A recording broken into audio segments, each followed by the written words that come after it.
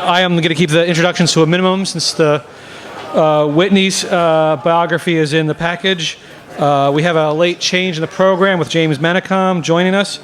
James is a research fellow in global security and politics at CIGI, which is the Center for International Governance and Innovation in Waterloo. He's the author of a book, Bridging Troubled Waters, China, Japan, and the Maritime Order in the East China Sea. And he's frequently commented on governance issues, including the Arctic. For the sake, my only caveat is that I don't know anything about the Arctic, so I am going to try to keep my comments afterwards to a minimum so we can get some questions before Roland calls us all this to an end for this afternoon. So thank you, Whitney. Great, thanks, Steve. We queuing up here? Or? There we go. So we went from a topic that we heard the Canadians aren't talking a lot about to a topic that Canadians seem to be preoccupied with and talking a great deal about in recent years. I frame it here, change the title a bit, this idea of the new Arctic. Of course, I'm a historian, so I'm going to start off by saying the Arctic isn't new, right? It's firmly embedded in Canadian consciousness, often associated with sovereignty. We can go back to the vague transfer agreement in 1880 for the high Arctic islands from Britain to Canada. We can weave our way through sector principles and interwar year kerfuffles perceived, imagined with the Danes and the Norwegians and the Americans and the Second World War and Mackenzie King's paranoia and the Cold War and the Dew Line and the Joint Arctic Weather Stations. Yet Canada emerging with our terrestrial sovereignty intact, which is often downplayed in popular discussions. Then we can work our way into maritime sovereignty and the Polar Sea and the Manhattan voyages and the Americans as our erstwhile ally, yet also our challenger. That in the interest of continental security, perhaps we sacrificed our sovereignty, and so on. The Arctic is embedded in the Canadian consciousness. We have political leaders like Joe Clark, who in the mid-1980s made proclamations to explain why the Arctic was ours. Land, sea, ice, all together, and it's pillar based upon Indigenous peoples, who are, of course, active contributors to the Canadian state through land claim agreements and by being fellow citizens. Declaring straight baselines, internal waters, subject to full Canadian sovereignty like Lake Simcoe or Lake Athabasca. Yet in the 1990s, with the end of the Cold War, a more optimistic message. Canada playing a leadership role in the Arctic environmental protection strategy, the Rovaniemi process, but don't lose sight of the fact this is a Canadian-driven process as much as a Finnish one. And then, of course, the Arctic Council with the Ottawa Declaration, right here where we find ourselves today. The northern dimension of Canada's foreign policy, 2000, liberal document, but coming out of parliamentary, House of Commons, Senate, joint committee hearings, a bipartisan, tripartisan document and strategy that came out that was very positive. And look at the pillars here, because we're going to come back to them when we look at the northern strategy, though Stephen Harper maybe wouldn't highlight that. Who killed the dove of peace? What happened? It's actually a ptarmigan, and we ate it soon afterwards. But anyways, what happened? We're talking about trends. Arctic Climate Impact Assessment in 2004, landmark document suggesting that the Arctic was changing faster than anywhere on Earth. It was melting ice, it was ice sheets, it was glaciers, permafrost degradation, methane release, and that this is connected to the rest of the world and has human impacts, transportation, infrastructure, and ways of life for Indigenous peoples. It translated into prospects of new international shipping routes opening up in the Arctic. Sure, first on the Russian side, but potentially the Canadian side. And that's what Canadians latched onto, right? That Northwest Passage opening up, potentially resurrecting those primordial concerns about sovereignty. Commentators like Rob Hubert dancing around, suggesting that we had to look at the perfect storm that was mobilizing in the north. That with the end of the Cold War, we'd all soon, to live to wish it was still there with its stability. Now, new shipping routes, international straits, maritime activities like cruise ships, transnational crime attendant with diamond mining, terrorism, everything after 9/11 had a terrorism component, potentially interstate conflict over undefined boundaries. Studies like the US Geological Survey suggesting that 22% of the world's undiscovered oil and gas, maybe somebody can explain to me what undiscovered means. Hypothetical, feeding this mentality that there was this race for Arctic resources that was mobilizing and that Canada was somehow being left in the dust. This feeding frenzy in this lawless frontier. And what this has produced are certain myths of militarization or even an Arctic arms race having taken hold of the region. Still presented repeatedly in the popular press I think most experts now, Rob Hubert aside, sort of suggest that this is overinflated, but it's still a dominant fixation in the international media and in non-Arctic states. Now, of course, Arctic governance is very complex, right? Governance layer cakes are always playing out, and it's difficult sometimes to parse and define what is a national issue, what is a global issue, what is a regional issue, what is a territorial issue. The Arctic Council, however, is something that Canadians put front and center as being a trend towards stability, dialogue in the region.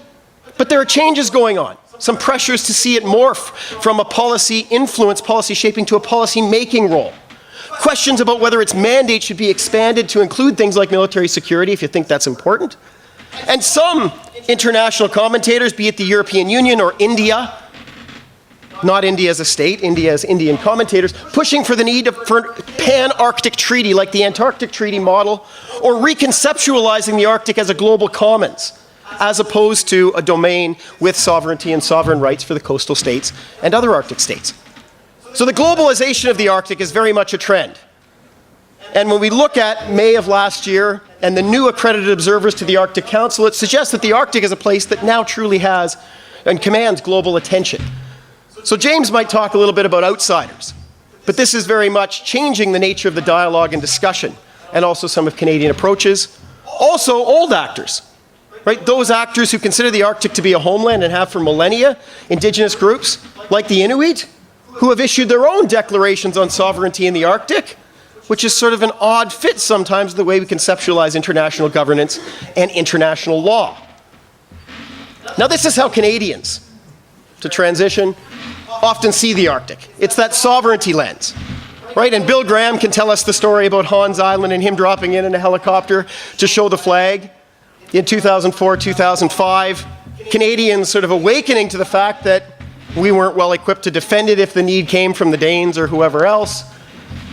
But Prime Minister Harper, before he was Prime Minister, caught on, saw this as a way of differentiating from the Liberals, and broadcast that it's simply a matter of use it or lose it. It's not cheap election rhetoric or Sheila Copps' little flags or advertising campaigns. You need substance. You need defense capabilities.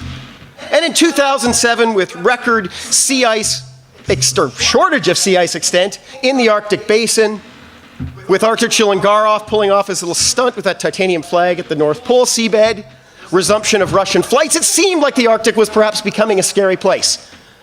And a whole spate of announcements early in the first Harper government really put a heavy emphasis on defense in the region. And of course, optics like this one that played out internationally.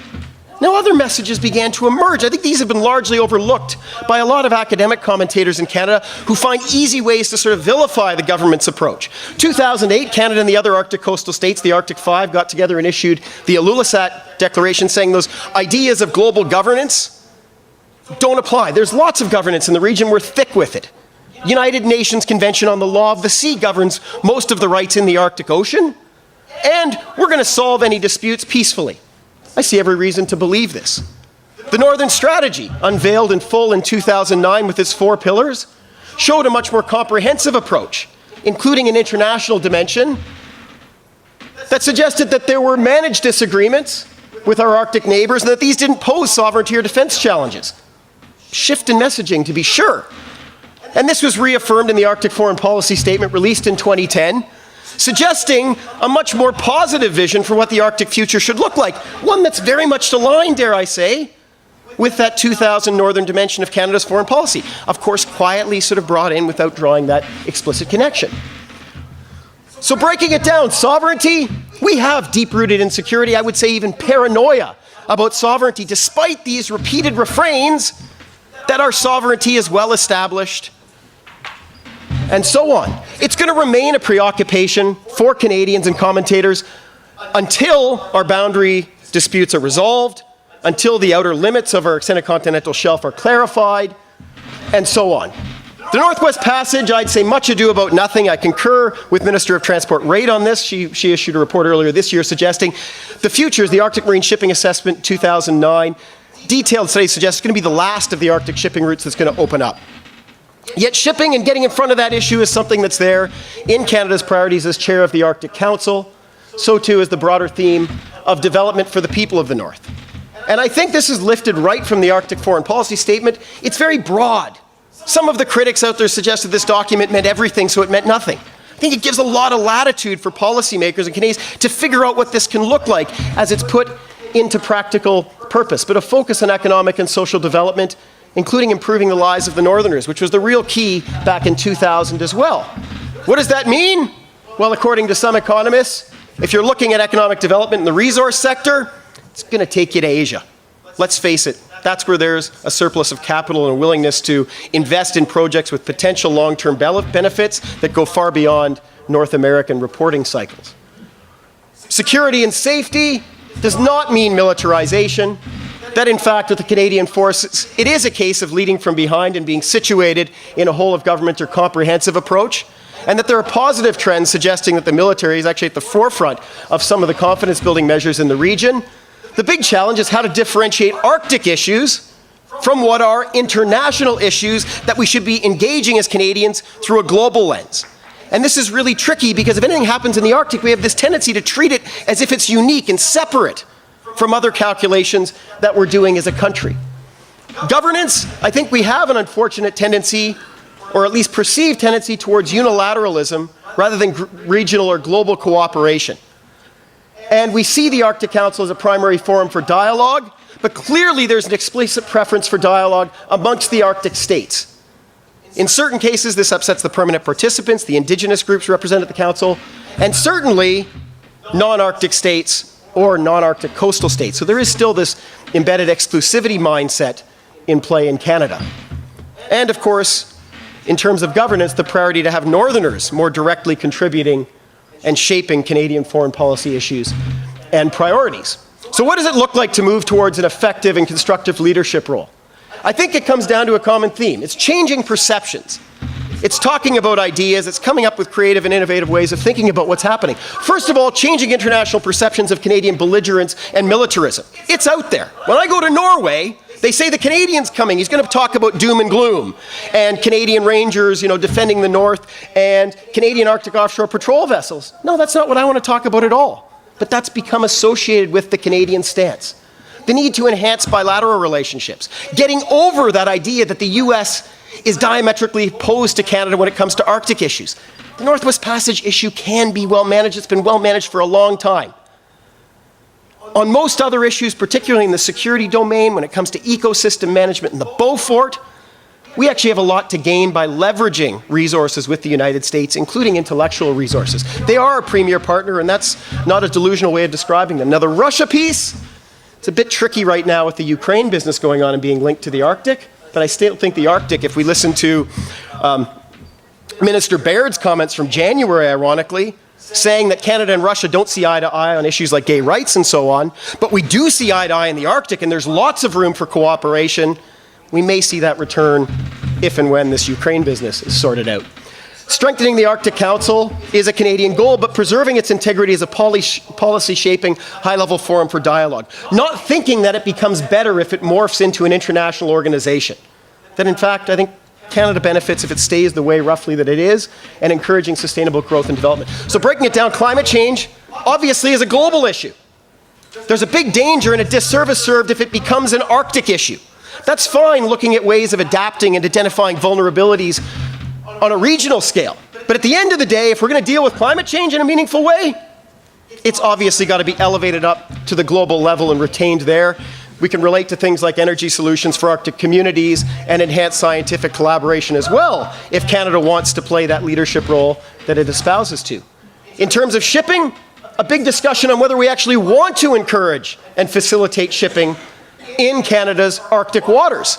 If we do, invest in infrastructure, invest in charting to make it safe, share best practices with the Russians based upon their experiences with the Northern Sea Route and some of the innovative things that they're doing, and often quite a similar legal position to Canada's in terms of internal waters. Or if we don't want to do it, then do what Lester Pearson called a scorched ice campaign. Don't do anything in the North. Leave it as an unsafe environment to try and navigate and basically dissuade people from entering Canadian waters because they'll go elsewhere because it's easier. In terms of resource development, foreign investment is going to be key. And if Canada wants to see a lot of these greenfield sites, particularly in the mining sector, take off, we've got to be actively promoting the benefits of investing in Canada. And that's something that we need to go out and not assume that the world's going to come to us, which I think a lot of the international media suggests. We're going to have to reach out and do active promotion and ensure that robust laws and regulations protect the environment and benefit Northerners. And in this case, because there's not an imminent sovereignty crisis, we have the luxury of being able to take a proactive approach rather than a reactive approach in this case on issues like fisheries and, dare I say, oil and gas exploitation when it comes to the North American Arctic. In terms of security and defense, ensure that messaging is clear to prevent the creation or perpetuation of a liberal security dilemma. That if the different Arctic states are investing in defense capabilities out of fear that others might be attacking them, that defensive posture might be misinterpreted as offensive aspirations. Rob Hubert plays on those ideas all the time, as though this all shows that everybody's preparing for combat. No, we're not, but we need to be better in articulating what we're investing in and why. We can benefit from enhanced partnerships, once again with the US, that maritime warning aspect of NORAD, Denmark, and we can maintain other relationships like NATO, but I argue quietly and not giving it an explicit Arctic role, or else we're going to twist the tail of the Russian bear for sure. I also think the Americans can guide us here in some of their strategic documents, saying the challenge is balancing the risk of having inadequate capabilities with the opportunity cost of making premature or unnecessary investments. They're taking a very wait-and-see approach when it comes to massive investments in defenses and security. And here again is a good conversation we could be having with our ally. In terms of governance, it's of course important for any Canadian government to reaffirm and uphold Canadian sovereignty and sovereign rights. Canadians expect and demand that, but also to acknowledge the limits of dialogues just amongst the Arctic coastal states as the primary governance actors in the region. I think Canada stands to gain if we show a willingness to open up the Arctic dialogue. And in Prime Minister Harper's speech in the Globe and Mail on the 17th of January this year, he seemed quite reticent or very hesitant, almost frustrated that all these observers were being ushered in and that the dialogue was going to open up. I think Canada should adopt the opposite approach. We should see this, as James and I have argued, as an opportunity to educate the world on Arctic ways. A lot of these outsiders are coming in for reasons of prestige. We have an opportunity here to acculturate them in the ways that we do business. And then I think we also need to more directly embrace the benefits of strong Indigenous governments and leadership in the Canadian and circumpolar North. Right? We had our hesitancy for domestic legal reasons to get on board with the UN Declaration on the Rights of Indigenous Peoples and so on.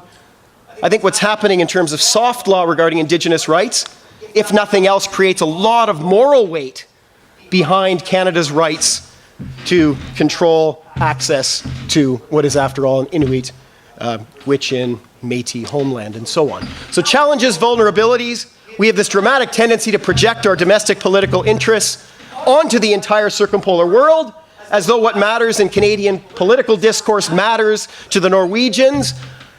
This whole idea that we should use our chair as a way to showcase our domestic northern strategy no doubt ruffles feathers in parts of the world who see us as overly preachy. That predisposition towards exclusivity, I think, works against us. There's always that lure that politicians are going to succumb to, that lure of hyper-nationalism.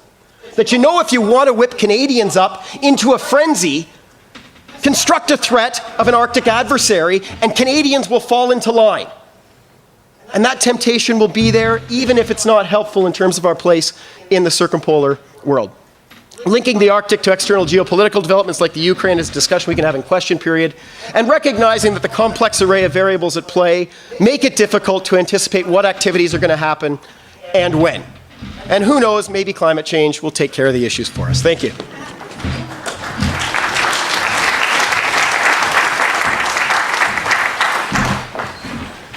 It was against my better judgment that I agreed to follow one of Whitney's patented dynamic 40-slide deck presentations in 10 minutes on the last day of the conference.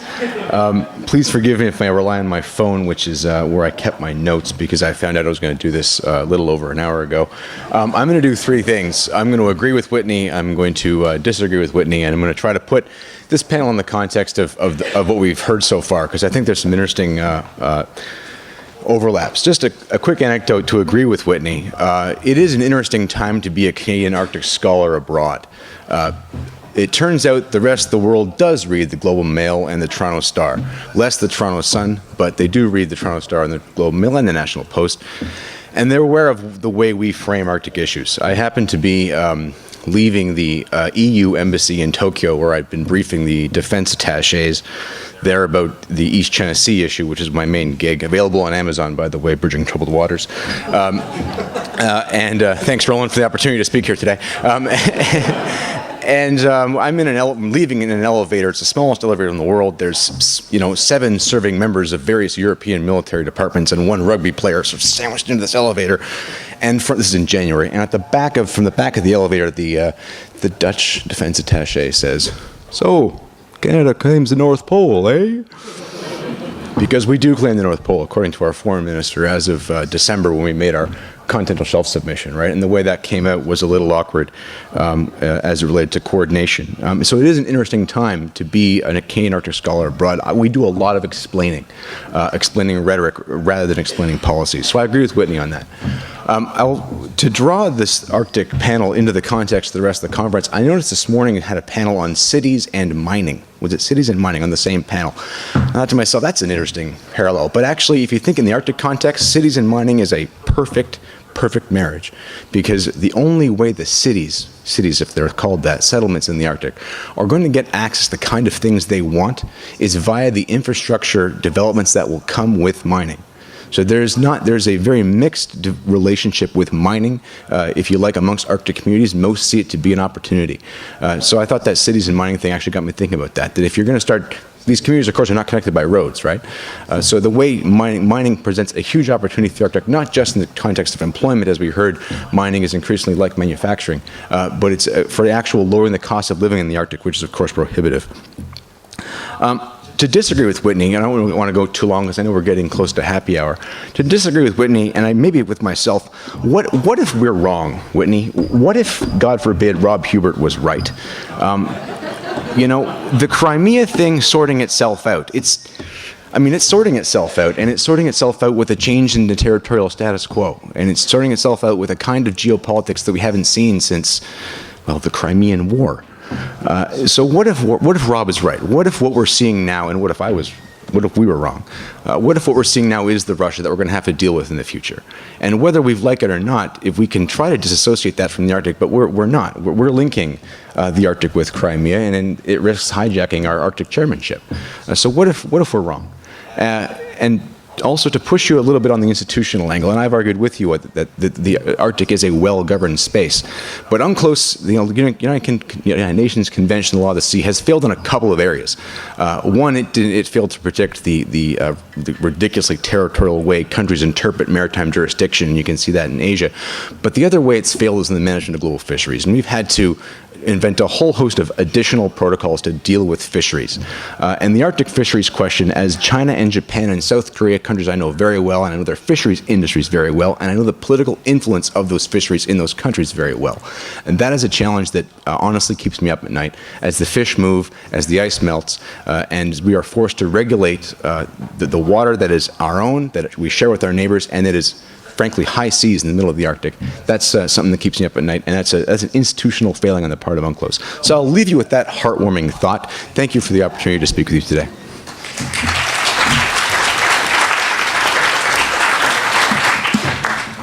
Thanks for a very interesting presentation and the way to keep the comments direct.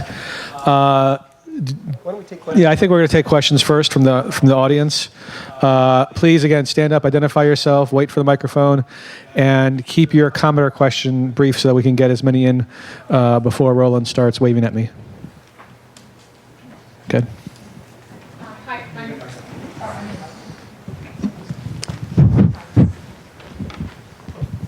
could have just used my really loud voice, but my name is Michelle Zilio. I'm a journalist with iPolitics here in Ottawa. We're an online political news website. And my question is for either or both of you, whoever feels most comfortable. I know you touched on it briefly, the continental shelf submission that was made late last year. I'm just wondering what your interpretation is of what exactly happened there. Obviously it was a major miscommunication. It seemed really like a real last minute decision. That the data sounds like it may have even been changed. And so that's the first part of the question. And the second part of the question is, what's the latest that you've heard about that submission? Because I know there's still a large portion of it that we actually haven't completed. Thank you. All right, well, playing on a couple of things here, I think, starting with James' question, what if we're wrong? Yeah, there's always that risk. I think it's possibilities versus probabilities. I think we have seen cases like Georgia, I think not so long ago, that might be better analogs than going back to the Crimean War. And yet we managed to maintain relations in the Arctic sphere. American sources suggest that during the Syrian crisis, the Arctic Council corridors were a very valuable place to have quiet, informal dialogues between the United States and Russia to sort out responses that I think worked out okay, for the two countries to manage things. We made a choice, pardon me? Unless you're a Syrian. But again, from the standpoint of those two countries, they obviously believe that this was a positive approach. So leave that value judgment open-ended here. In terms of the institutional angle, yes, there are shortcomings. UNCLOS is part of a whole list of different frameworks that apply and legal systems that apply. I think fisheries is a big one. There isn't a huge amount of pressure right now to exploit fishing resources in the Arctic Ocean basin. Some of the challenges are the Arctic 5 met in February and declared a moratorium by themselves as Arctic coastal states on their behavior. Again, that's not binding on the rest of the world when you're talking about the area, when you're talking beyond exclusive economic zones, but it's a way of leading by example, a theme that's been mentioned in previous panels. One of the challenges is looking at Norway and Russia, who have a very well-managed fishery, right? Arguably one of the best in the world and most sustainable in the world, that depending on your interpretation would constitute an Arctic fishery. I don't think they're prepared to see that sort of negotiated away or treated as if it was a failure. As for the continental shelf submission, great question. I think the fact that there wasn't an official disavowal of what was covered in the media is probably a pretty good suggestion that what the media was reporting was probably on base. That this, and again, if I am being faithful to what the media was saying, that this was a decision that was made at a high political level to take what maybe theoretically was a complete submission regarding the Arctic Ocean, regarding Canada's continental shelf beyond 200 nautical miles, natural prolongation in the Arctic, that theoretically had been worked on, that this government had invested a lot of money and made a lot of promises to meet the 10-year deadline by early December 2013, that at the last minute, when the data came in and when preliminary maps were released, and again, I bring up Rob Hubert again, my dear friend Rob, getting in the media and suggesting, it doesn't include the North Pole, Canada's going to give up the North Pole, or we edited ourselves. We didn't go far enough to not tangle the Russians, so therefore this Prime Minister is abdicating what could be Canadian jurisdiction. For a Prime Minister who's clearly said that the Arctic is one of his main legacy projects, that's politically unacceptable. So again, a calculation was made at a political level. What are the implications of it? How credible is Canada then in saying that this process will be resolved peacefully based upon science? Maybe people would ask questions internationally. For a government that said that it's about practical capabilities, not about symbolism and grandstanding, to have our Minister of Citizenship give Canadian passports, the new passports, to Santa Claus and Mrs. Claus on December 26th, also is playing a bit of games with this. So again, serious issue. Yes. I would echo that it's really hard when you're overseas to seriously take up the issue of Santa Claus as an Arctic scholar. But just on the CLCS website, the only submission that is displayed is our submission to the Atlantic Ocean. So, and I have heard nothing else, but according to the CLCS, our Arctic one isn't there. Right. So. Submitted preliminary information. But do you have We got. We'll talk. Yeah, we can. Jerry Wright from the National Capital Branch of the CIC.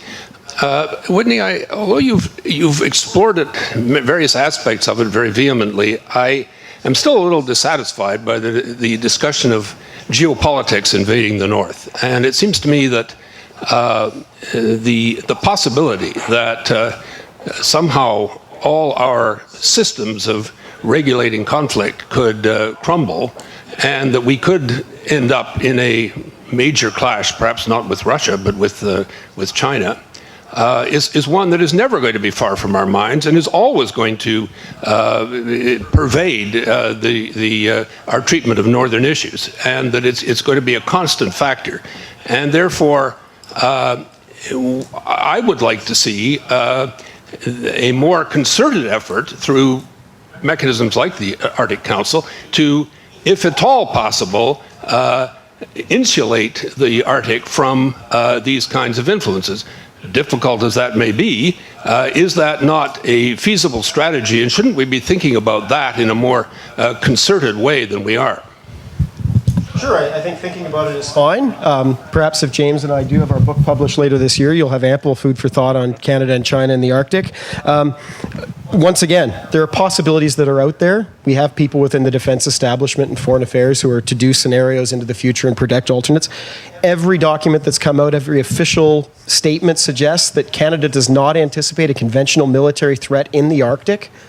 If there are disputes that arise with China, I'm not sure how they're going to be Arctic disputes per se. I think you're asking bigger questions about grand strategy and something that relates to our allies. And if China is to invade Canadian sovereign territory and threaten our territorial integrity, we also have allies with a lot of fancy military kit and nuclear weapons to help defend us. So I don't see this as a likelihood. I think we've always had these sort of scenarios. They played out in the Cold War. I think the danger of creating a new Cold War atmosphere in the Arctic, using China as a proxy for what the Soviet Union was, is all too easy. But it's not encouraging those innovative sort of frames that I think to move beyond and really engage in the 21st century. I think some of the more interesting issues related to China's interest in the Arctic relate to their relationships with Russia and the potential access to the Northern Sea Route and what that means in terms of them asserting their influence in the Indian Ocean. And Indian strategists are thinking about this stuff, saying that it's now a Bering dilemma that might open up, not a Malacca dilemma. These are not Arctic issues. They have an Arctic dimension to them, but these are fascinating geopolitical issues that, in my mind, have to be contextualized in, as you're saying, a true geopolitical or geostrategic context, not an Arctic one in a narrow sense. James? I would just add that, I mean, the question of China and the Arctic as a military threat, you have to sort of put that, I think you should put that in the context of, is it a new threat to what we know or what we know about defending North America, right? How is it different from previous threats that North America has faced, whether it's Russian subs or North Korean missiles or whatever? So to me, I think the Chinese military threat to North America is more one of intelligence gathering, fishing boats that aren't fishing boats, that kind of thing. And I think, that becomes a maritime interdiction question. I think we're well equipped to deal with that.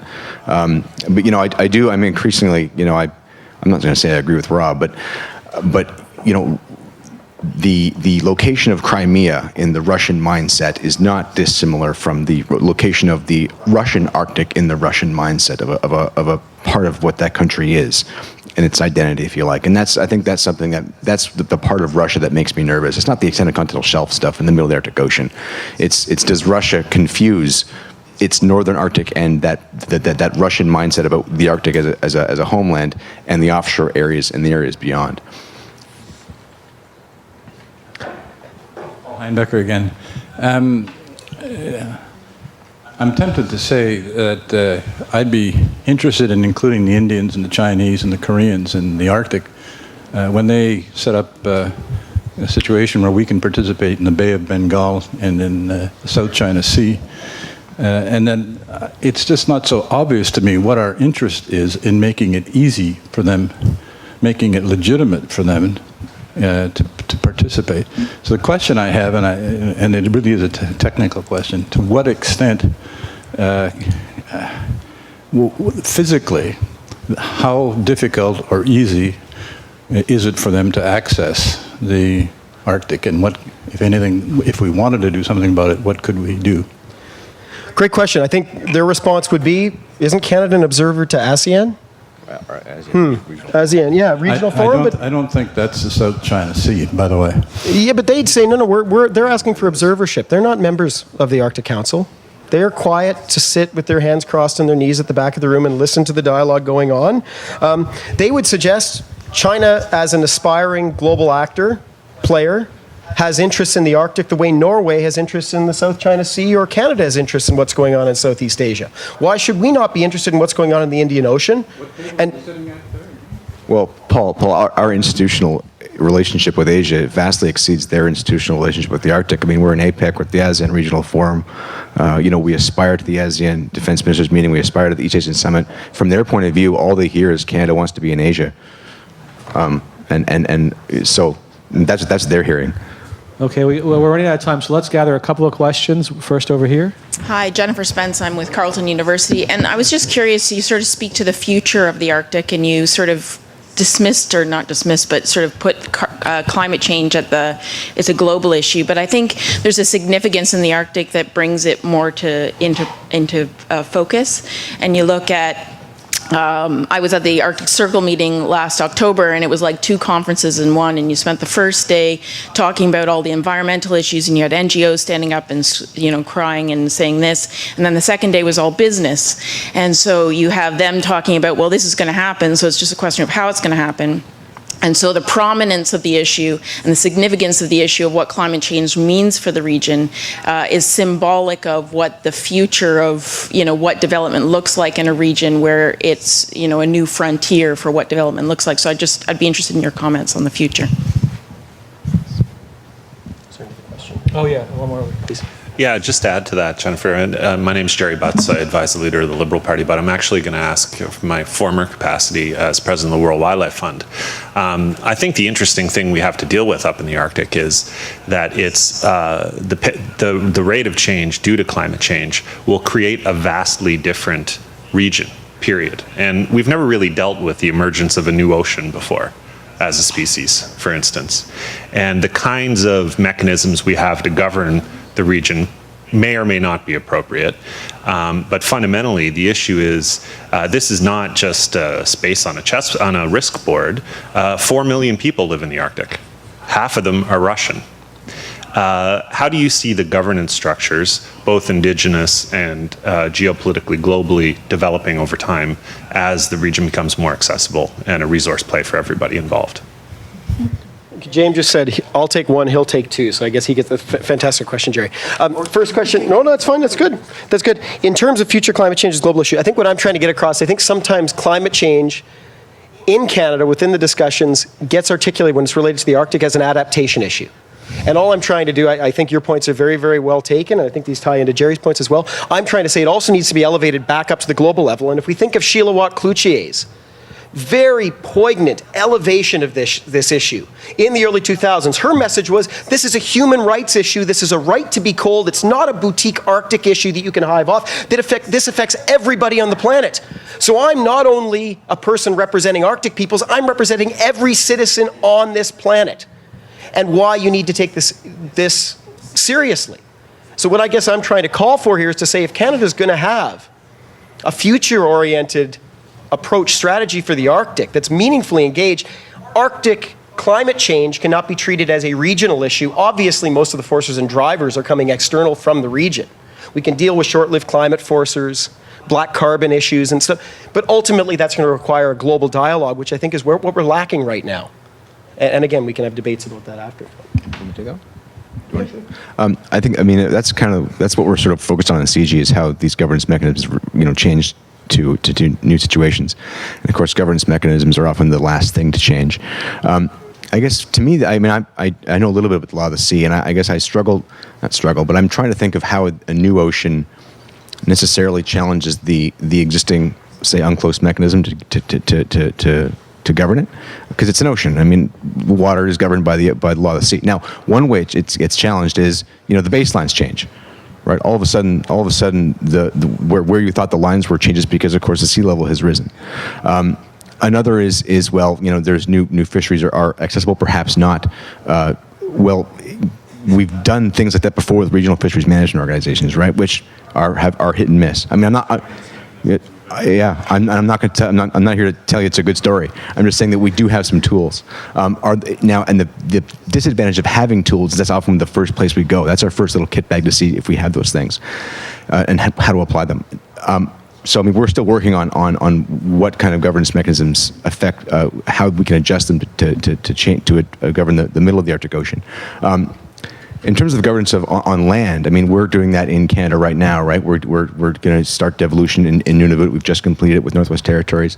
And that, notwithstanding the considerable capacity challenges in Nunavut to sort of, for self-governance the way Northwest Territories and Yukon have gone, is a very good story for the way those people govern themselves. There are, of course, other Arctic communities that I think are confronting probably more serious challenges. Greenland comes to mind. I don't think Canada is vulnerable to exploitation by Chinese mining companies, because we just have, our institutions are too strong. Greenland's institutions are not that strong. So the impact, to summarize quickly, the impact will be uneven, obviously, across the Arctic, notwithstanding the 2 million people, Russians that live in the Arctic, and just how represented they are in Moscow. And just to follow up, Jerry, as well, like, I think you're touching on a lot of issues. There's a whole bunch of work being done on biodiversity, for example. That's really important. Just for the interest of time, I was superficial in some of that, so I apologize. Some of the ecosystem-based management proposals that have been brought forward for, say, the Beaufort, I know some of them came out of WWF, or helped to inform some of that discussion. Certainly co-management regimes are evolving at a sub-national level. Positives and negatives, right? Paul Nadasdy's work points at sort of the discourse of Indigenous traditional forms of government being appropriated by these state forms and tools. There's a lot that I think is going to develop and continue to have to be refined. I think a lot of examples are there, and I think there are lessons to be learned at this stage. It's partly opening up that dialogue and not getting trapped in these old frameworks and trying to be innovative and testing things out and realizing if we don't perceive this as a sovereignty crisis and narrow our lens in and be inherently defensive about it, we can realize things are changing. People have been observing these changes for decades. It's affecting their lives. But adaptation requires innovative approaches. It requires taking chances. The vulnerabilities are there. The risks are there in a physical sense. But there are also these great opportunities, I think, for some real meaningful innovation. So thanks for the question.